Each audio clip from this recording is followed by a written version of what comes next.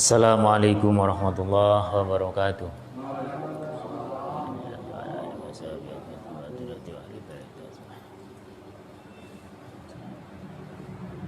Al-Fatihah. A'udzu billahi minasyaitonir rajim. Bismillahirrahmanirrahim. Alhamdulillahirabbil alamin arrahmanir rahim. Iyyaka na'budu wa iyyaka nasta'in. Ihdinas siratal ladzina an'amta 'alaihim ghairil maghdubi 'alaihim waladdallin. Alhamdulillah, salatu wassalamu ala rasulillah Sayyidina Muhammad ibn Abdillah wa ala alihi wa sahbihi wa mawala wa la hawla wa la quwata illa billah, amma ba'du. Hadirin jamaah salat maghrib yang dirahmati Allah SWT, kembali kita panjatkan puji syukur kita kehadirat Allah SWT atas segala limpahan rahmat taufik hidayahnya. Alhamdulillah kita masih diberi kesehatan, kesempatan, kekuatan oleh Allah SWT sehingga masih bisa melaksanakan rutinitas kita mengaji ba'da maghrib setiap malam Jum'ah, membaca kitab Nashaibul Ibah. Salat dan salam Allah mudah-mudahan tetap tercurahkan pada junjungan kita Nabi besar Muhammad sallallahu alaihi wasallam. Allahumma shalli ala sayyidina Muhammad wa ala ali sayyidina Muhammad. Melanjutkan kajian yang kemarin sampai pada maqalah Rabi'ah. Dalam bab yang isinya 10 nasihat ini masuk pada bab yang maqalah yang keempat, yaitu qala Utsman radhiyallahu anhu. Ini dari Sayyidina Utsman. Sayyidina Utsman mengatakan adyaul asya, ada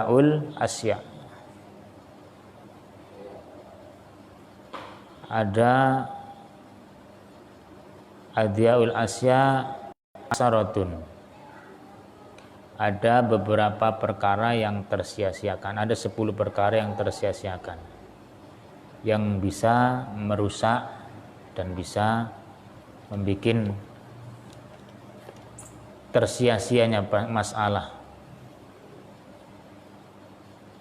Perkara 10 itu yaitu yang pertama ilmu tapi tidak fungsi ilmunya, tidak ada yang tanya dan tidak dipakai ilmunya, itu sia-sia orang.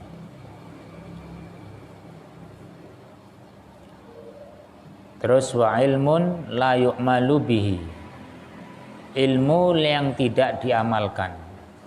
Punya ilmu banyak, semua bisa, tapi tidak ada yang diamalkan sama sekali.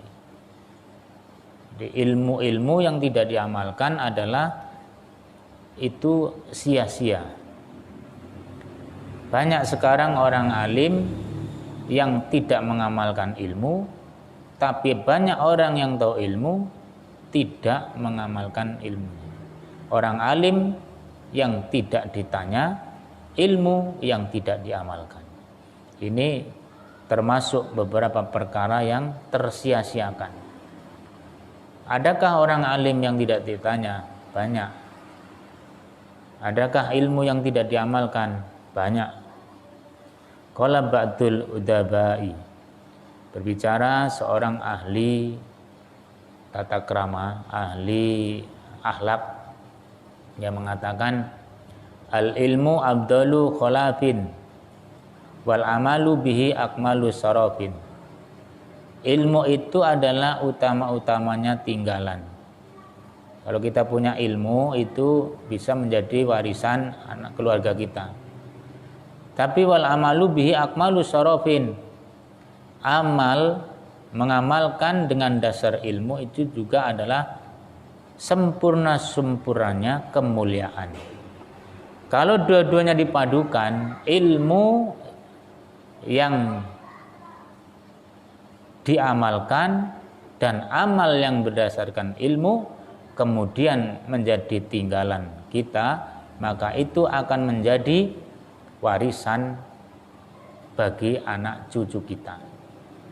Tapi yang masalahnya, punyakah kita ilmu? Banyakkah kita beramal? Ada orang banyak ilmu tidak diamalkan, Ada orang berilmu, beramal tapi tidak didasari dengan ilmu. Maka kedua-duanya harus dipadukan, itu tidak tersia-sia akhirnya. Tapi kalau ilmu tidak diamalkan dan amal tidak didasarkan ilmu, maka itu semuanya menjadi sia-sia.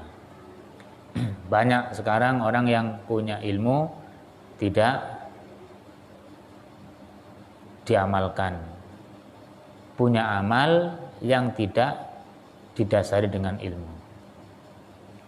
Yang kedua, wara'yun ay tadbirun shawabun la yuqbalu, pendapat ataupun pemikiran yang benar tapi yang tidak diterima. Punya pendapat baik, punya pemikiran hebat, tapi kalah suara. Apalagi kalau hukumnya hukum demokrasi ini suara terbanyak. Padahal dia usulannya bagus. Nanti kalau menjadi ini dia begini bagus, tapi nggak terpakai. Padahal solusinya itu bagus sekali. Ra'yun, pendapatnya itu bagus, pemikirannya bagus. Shawabun, yang benar. Jadi pendapat yang benar, pemikiran yang benar, layuk balu, tapi tidak diterima di tengah-tengah masyarakat. Adakah seperti itu? Ya ada sekarang. Sekarang orang yang hanya sekedar biasa-biasa aja, tapi oleh Allah melalui perantara nafsu-nafsunya manusia ini, mereka ditenarkan. Padahal dia kebenarannya sedikit, tapi ditenarkan. Ini musimnya tenar-tenar sekarang ini. Tenar ini nanti ganti lagi, tenar ini ganti lagi, pindah tenar ini. Nanti tenar Ustadz, tenar. Bunga-bunga juga tenar. Habib tenar. Nah, itu ini lagi naik daun. Kalau Allah yang menghendaki, ada tenar karena Allah, ada tenar karena sekedar nafsu belaka. Bunga-bunga itu kok bisa tenar? Ibu-ibu itu seneng bunga di mana-mana, bersama-sama itu di mana-mana seneng bunga. Biasanya enggak biasa-biasa aja kan, tapi tahu-tahu seneng bunga. Nanti hilang lagi itu, hilang lagi.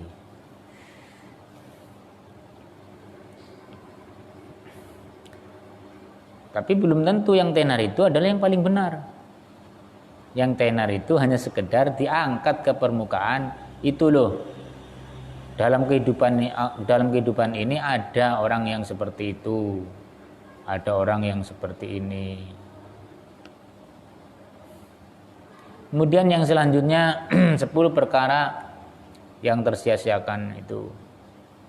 Wasilahun la yusta'malu, pedang yang tidak pernah digunakan.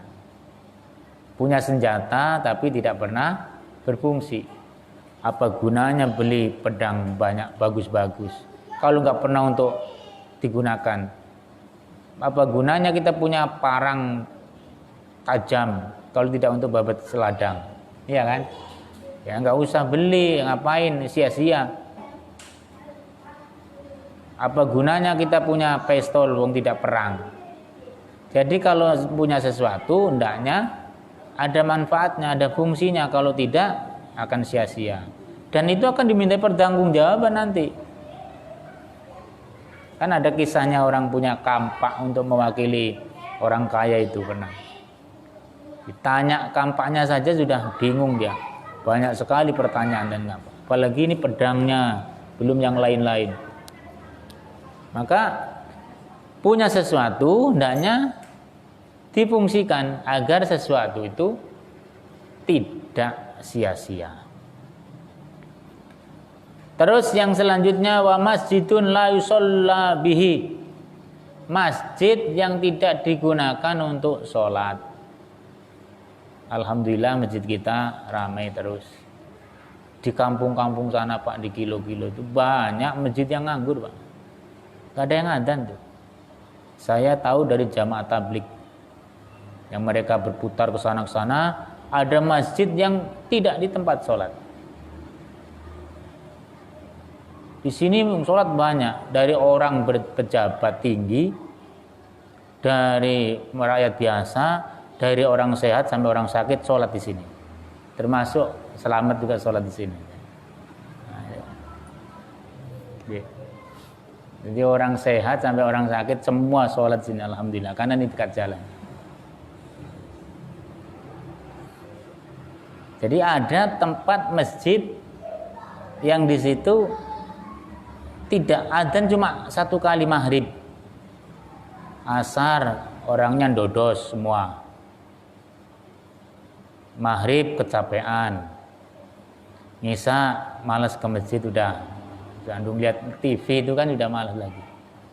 Asar belum pulang dari ladang. Duhur berhenti di ladang istirahatnya sana nggak pulang. Kapan ke masjidnya? Bersyukur kita ini. Duhur bisa ke masjid, asar bisa ke masjid, maghrib ke masjid, bahkan nunggu isya sambil ngaji. Ini sudah bersyukur kali. Mudah-mudahan amal kita dengan ikhlas ini diterima oleh Allah, menjadi perantaraan masuk surga nanti. Amin. Hidup itu kan begitu loh Pak. Kita hidup ini ibadah sambil mencari nafkah. Jangan cari nafkah sambil ibadah. Ibadahnya menjadi tujuan sambilan mencari nafkah. Kalau datang sampai masanya pasti akan datang itu rezeki. Yang penting kita cari, nggak usah gebu-gebu kali, biasa-biasa aja cari. Karena kalau Allah sudah mengantarkan rezeki itu tidak akan salah alamat. Saya itu kemarin merasakan orang menawarkan motor, tolong jualkan, cuma telepon aja laku itu. Nah, cuma ngomong itu aja dapat fee, kan nggak kemana-mana itu, nggak kemana-mana. Rezeki kalau diantar pasti akan sampai, tidak akan balik lagi, pasti. Tidak ada rezeki yang disampaikan kepada hambanya ini salah alamat. Kelewat ini, harusnya keselamat malah ke Mbah Jo, ini tetap selamat.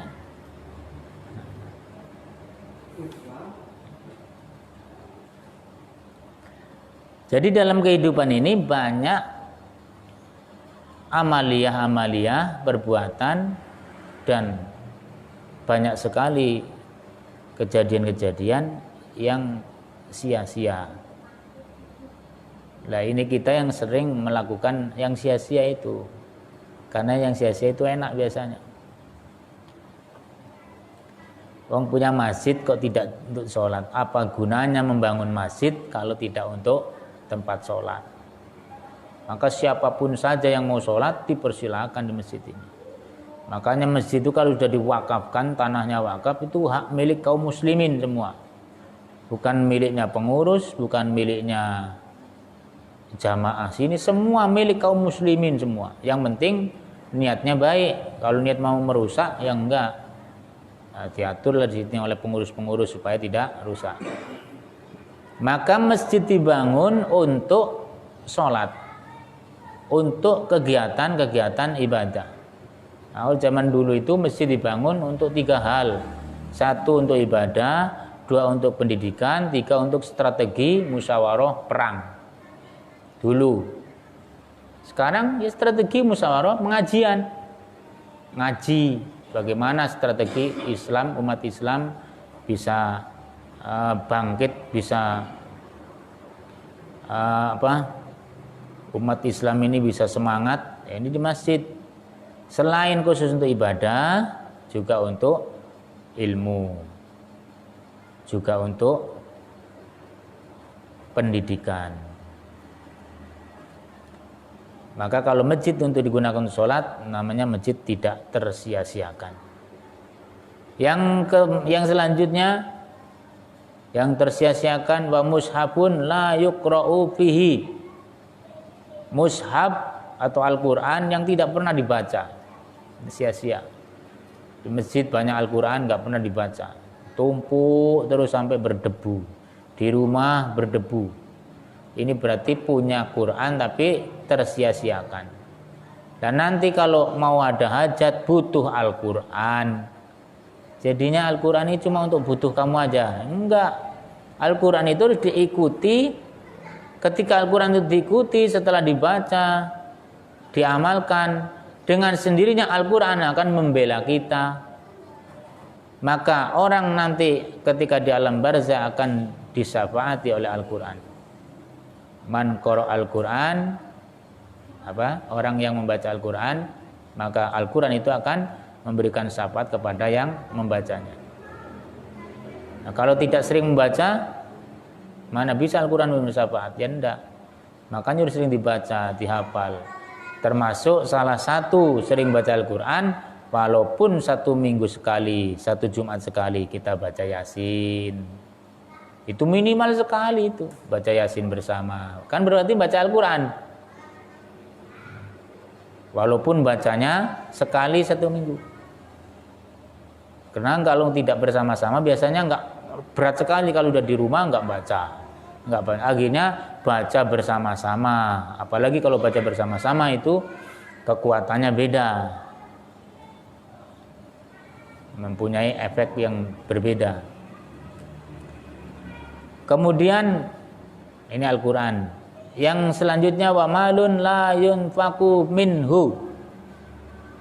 Punya harta tapi tidak dinafkahkan, diinfakkan. Punya harta dia diam aja hartanya, enggak difungsikan.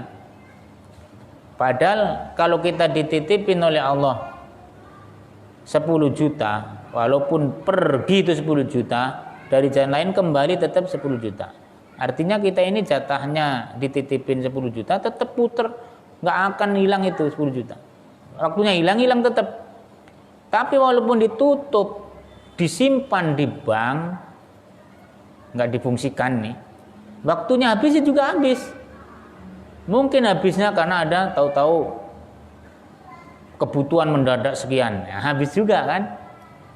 Tapi kemarin-kemarin kalau tidak digitukan juga akan fungsi terus, waktunya habis tetap habis. Maka bagaimanapun orang punya harta banyak disimpan di mana, kalau tidak difungsikan waktunya habis. Waktunya datang. Maka ketika tidak diniatkan difungsikan berarti sia-sia adanya. Nah, ketika difungsikan kebanyakan orang khawatir takutnya habis harta itu. Padahal tidak. Dia akan datang dari berbagai arah, bukan hanya dari arah yang dia keluarkan, tapi dari arah yang tidak dia keluarkan datang juga harta itu ke situ. Maka ada orang kan kadang-kadang harta banyak nggak difungsi-fungsikan, nggak digunakan. Takutnya kan habis tuh. Secara akal harta keluar pasti nggak kembali lagi. Padahal harta keluar dari sana, dari sini hubungan terbuka, dari sini hubungan terbuka, dari sini hubungan terbuka, tetap aja dapat. Harta tetap keluar sana. Uang keluar. Tetap datang dari berbagai penjuru. Dan saya sering menghayati itu, sering meneliti seperti itu. Memang benar. Kalau tidak dikeluarkan tetap habis, dikeluarkan waktunya habis, ya habis. Tetapi dikeluarkan terus, kalau tidak waktunya habis, datang juga dari berbagai macam penjuru akan datang ke situ. Ada orang beramal, dia mengamalkan, menginfakkan istiqomah kepada seseorang sekian, tapi lama tidak diinfakkan ke orang itu. Padahal kalau diinfakkan bertahun-tahun ke orang itu istiqomah, yang tadinya istiqomah nggak istiqomah, ini sudah berapa tahun nggak istiqomah situ, harusnya kan bertambah banyak di rumah. Enggak. Ternyata yang harusnya dia keluar ke orang itu berapa tahun, harusnya numpuk sekian, tetap keluar juga. Melalui apa? Orang itu ternyata menjadi sakit, orang itu menjadi butuhannya banyak, jadi tetap keluar harta itu. Maka ketika kita orang sakit, ketika kita itu ada masalah, kenapa harus membutuhkan harta sekian? Karena harta-harta yang harusnya dia keluar tidak dikeluarkan. Maka harta itu tetap keluar melalui jalan Allah mengingatkan. Itu supaya tidak sia-sia, Punya harta juga harus diinfakkan, tidak harus takut habis, akan datang dari jalan yang lain. Kalau kita masih dititipi oleh Allah, pasti akan bersinggah harta itu ke kita. Selanjutnya, wa khailun la turkabu. Punya mobil, punya kendaraan yang tidak dinaikin, disimpan aja di rumah.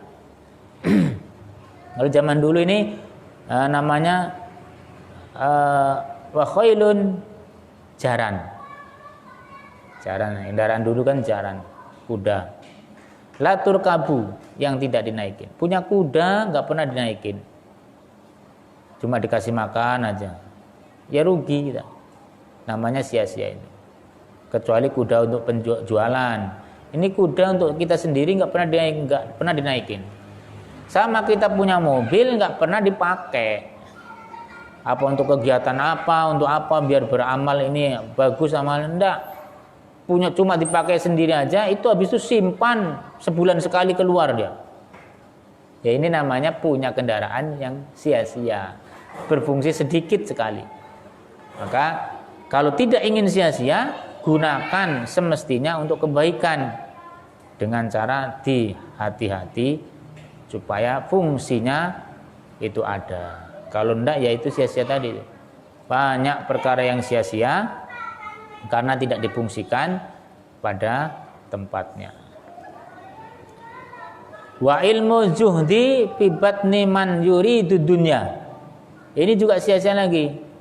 Ilmu zuhud tapi pada orang yang dalamannya hatinya itu masih cinta dunia.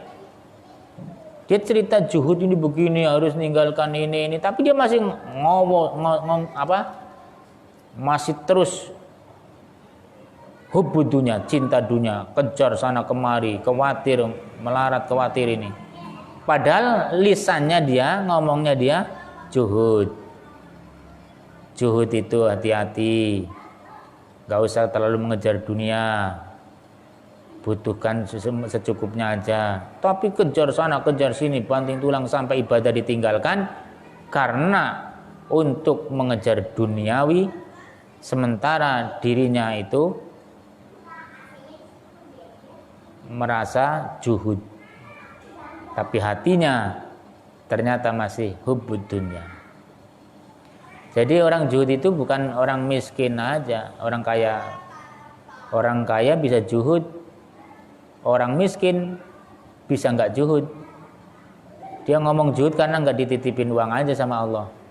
Ketika dititipin uang nggak kuat juga dia. Nah, itu kadang-kadang orang miskin bilang, saya tidak begitu ngejar dunia. Ya karena pasti kamu miskin. Kamu nggak dititipin oleh Allah harta banyak. Coba kalau dititipin harta banyak, lupa sholat, lupa zakatnya, lupa infak sodakohnya, udah kesenangan pribadinya yang diutamakan.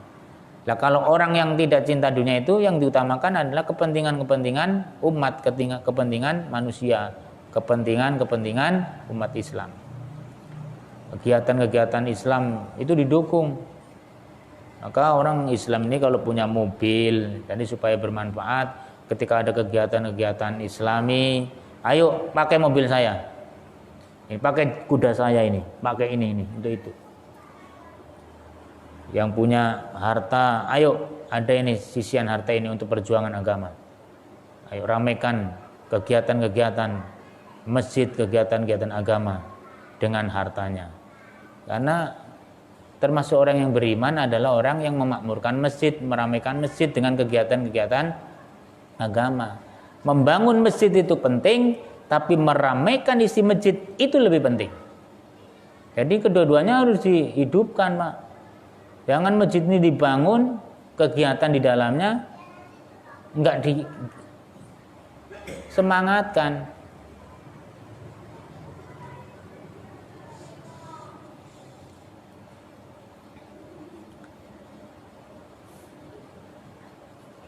Wa ilmu juhdi fi batni man yuridud dunya.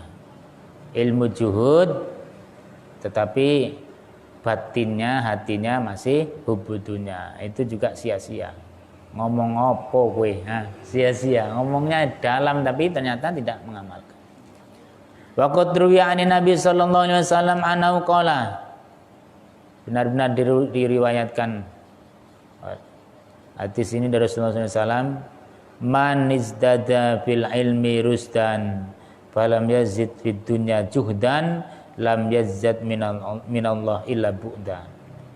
Barang siapa yang tambah petunjuk ilmunya tambah pinter, tambah hafal Qur'annya, tambah banyak pengetahuan tentang ilmu fikihnya, banyaklah tentang ilmu itu. Tapi falam yazid fid dunya juhdan. Tapi di masalah dunianya ini tidak juhud dia. Terlalu hubud dunia. Maka lam yazdad minallah ila bu'da. Maka tidak tambah dekatnya kepada Allah, bahkan semakin jauh. Ilmunya tinggi, tambah terus wawasannya, tapi hidupnya tidak sederhana, tidak juhud. Dan juhud itu memang di hati, bukan juhud itu di lahiriah. Orang juhud bisa kelihatan kaya, tapi hatinya juhud. Orang juhud bisa miskin, memang nyatanya dia nggak ada harta, tapi hatinya juga juhud. Ini ada orang miskin tapi hatinya kejar dunia karena tidak dititipi rezeki oleh Allah, maka miskin aja dilihat oleh orang lain, juhud seolah-olah. Padahal dia memang pada dasarnya dia memang miskin tapi tidak menerima kemiskinannya, tidak qanaah. Rezeki kan sudah dijatah oleh Allah. Rezeki ini sudah dijatah oleh Allah. Kalau kamu dijatah orang menjadi orang kaya, tetap kaya. Bagaimanapun bentuknya, kamu tetap kaya. Pasti kau akan menjemput rezekimu itu dengan dimudahkan segala urusan. Tapi kalau miskin, dia tetap miskin. Walaupun kamu sudah usaha, kamu tetap akan miskin. Karena warna kehidupan ada kaya, ada miskin. Tak mungkin kaya semua. Tak mungkin jadi bos semua. Tak mungkin jadi pejabat semua. Pasti ada pejabat, ada rakyat, ada atasan, ada bawahan, ada hitam, ada putih, ada gelap, ada putih, ada baik, ada benar. Itu sudah menjadi warna kehidupan. Cuma kita tidak tahu itu rahasia Allah. Kita cuma disyariatkan berusaha tetap semaksimal mungkin, ketentuan hasil dan tidaknya Allah yang atur.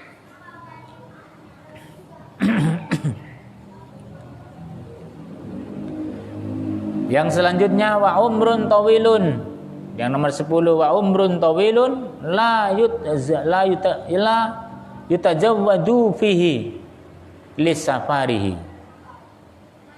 Umur panjang yang tidak digunakan untuk mencari bekal lisafarihi, untuk perjalanan dia ila daril akhirah, menuju kampung akhirat. Umur panjang, Pak. Sekarang masih dikasih umur, tapi masih main-main terus, leha-leha terus. Sholat 5 waktu santai, enggak sholat. Puasa ini dekat sebentar lagi puasa ini. Ibadah-ibadah tambahan, tahlilan, yasinan, ogah. Bangun malam tidak, baca Al-Quran tidak. Terus umurnya panjang, tapi digunakan cuma sedikit untuk ibadah. Ini namanya umrun tawilun la yutajawwadu fihi lisafari ila daril akhirah. Umur panjang tapi tidak untuk digunakan mempersiapkan diri untuk perjalanannya dia menuju kampung akhirat. Kampung akhirat ini bekalnya amalan-amalan baik, amalan sholat, amalan puasa, amalan habluminan nas, hubungan baik dengan manusia, amalan habluminallah, hubungan baik dengan Allah.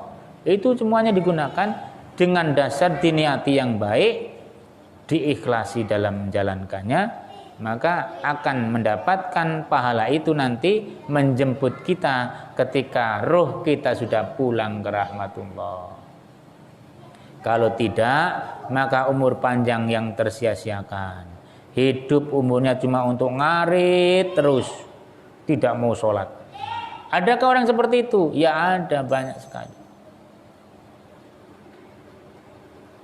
Nah kalau orang umurnya panjang dibundang kebaikan, ngaritnya iya, ibadahnya juga iya, sholatnya iya, di kantornya juga iya, kerja tetap berjalan, ibadah tidak ditinggalkan. Itu umur yang panjang yang digunakan untuk kebaikan. Nah, mudah-mudahan 10 nasihat ini bisa bermanfaat bagi kita semua.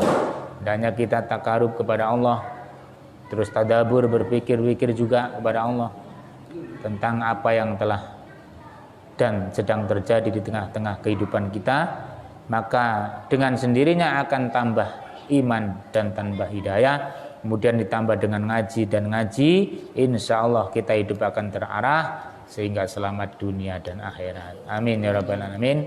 Demikianlah, kurang lebih yang mohon maaf. Wallahu a'lam bishawab. Assalamualaikum warahmatullahi wabarakatuh.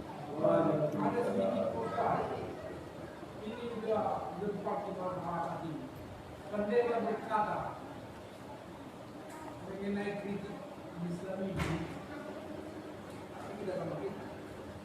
katanya kawin dalam kubur mana masuk akal katanya. Jadi ada itu rupanya di dalam Al-Quran itu. Kalau kita mati kawin katanya, ada kawin kalau dalam Al-Quran di dalam kubur. Kawin gimana maksudnya? Maksudnya orang mau kawin dia apa mana? Kata ustaz katanya kita nanti kawin di dalam apa, di dalam akhirat sana, katanya dalam kubur. Jadi datang pendeta, mana mungkinlah kawin, kan mana mungkin masuk akal, kuburan sempit, kawin di situ katanya.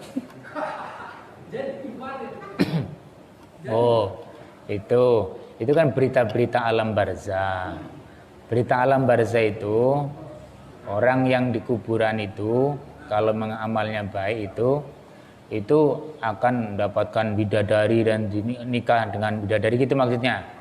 Akan mendapatkan itu semuanya. Namanya alam barzah itu bukan alam kuburan tanah itu. Alam barzah itu alam tempat persinggahan ruh sebelum sampai ke alam akhirat. Jasadnya dia di kuburan situ, ruhnya di alam barzah. Mana alam barzah itu? Alam barzah itu baina dunya wal akhirah, antara dunia dan akhirat. Yaitu dikatakan Imam Manawi, alam barzah itu, al kuburan itu adalah awalu manzilin mimanazil akhirah wa akhiru manzilin mimanazilid dunya. Jadi awal dari beberapa tempat akhirat. Tempat akhirat itu nanti alam barzah, nanti masuk lagi yaumul hisab, padang mahsyar, siratal mustaqim, jannah, surga, neraka. Itu alam akhirat. Nah, alam pertama yang kita pertama keluar dari ruh, kita keluar dari jasad, masuk ke alam barzah. Jasad kita ini karena dibikin dari tanah, kembali ke tanah. Minha khalaqnakum wa minha nu'idukum wa minha nukhrijukum taratan ukhra. Dari bumi manusia diciptakan jasadnya, ke dalam bumi manusia dikembalikan, dari dalam bumi manusia nanti dikeluarkan lagi. Hidup lagi, ruhnya dimasukkan ke dalam jasad itu, hidup lagi. Nanti setelah kiamat selesai. Nah, ini yang diceritakan masalah itu adalah amalan-amalan yang di dunia ini akan wujud nanti membela kita, menemani kita di alam barzah. Amalan apa? Ya amalan kebaikan kita ini. Seperti baca Al-Quran, kita akan dibela di kuburan. Loh, kuburan kan sempit ini. Iya, kuburan jasad sempit. Yang dimaksud kuburan ini adalah alam barzah, alamnya roh, bukan alamnya jasad. Kalau jasadnya habis dimakan tanah, cacing tanah. Bagi yang tidak mulia, tapi kalau mulia, cacing tanah pun menghormati jasad kita utuh. Ada jasad yang utuh umat Islam ini. Tapi roh kita itu kembali di alam barzah, menanti sebelum kiamat datang. Setelah kiamat datang baru alam berikutnya terus. Begitulah. Kita ini cuma mampir sebentar di dunia ini, mampir, nanti mampir lagi alam barzah, mampir.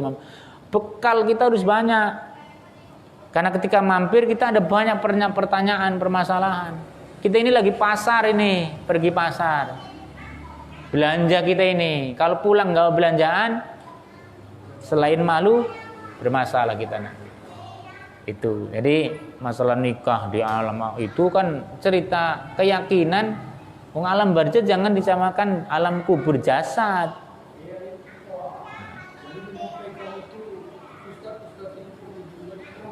Sama orang nalkin, Pak. Orang masa ini alam ini dan kami alam itu sudah itu.